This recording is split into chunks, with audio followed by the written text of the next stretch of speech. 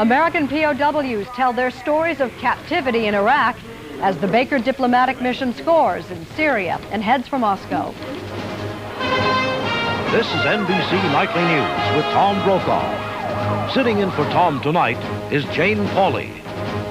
Good evening. The war with Iraq was brief, but for the Americans captured during the bombing and fighting, time couldn't pass fast enough.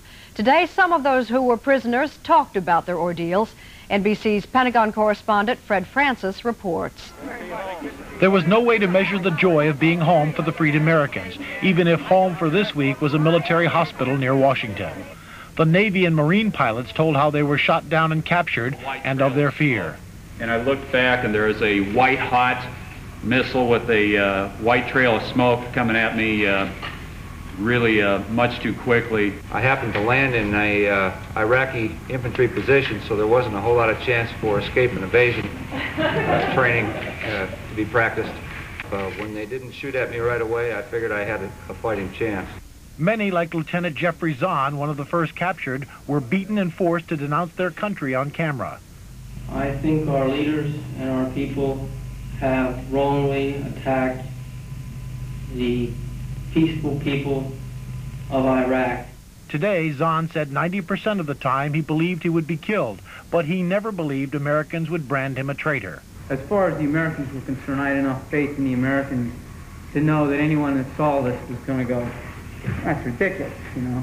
Lieutenant Colonel Acree said the videotapes were useful as insurance. It established the fact that we were indeed captured and alive, and there was some documentation where at the end of the war, if we weren't in that same condition, somebody would have to answer for it. One of the freed Air Force POWs, Major Jeffrey Tice, told of his torture with electric shock.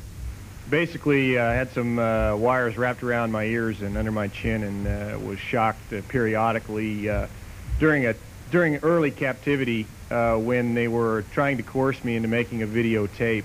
For another, the pain was in thinking of his family. And that realization that for a period of time my family had to go through somebody telling them that I might be dead, that was the toughest night of all of it. Military officials say almost all of the POWs, from the moment they stepped off the aircraft to freedom in Saudi Arabia, have recovered rapidly with few emotional scars. As soon as we crossed into Saudi territory, two United States Air Force F-15 Eagles joined up on either wingtip. Everybody was behind us. It was just the most emotional, relieving, and happy moments of my life. Pentagon officials say they believe there are no more American prisoners in Iraq, and only 3 Americans are listed as missing and presumed dead, though the search for those 3 continues.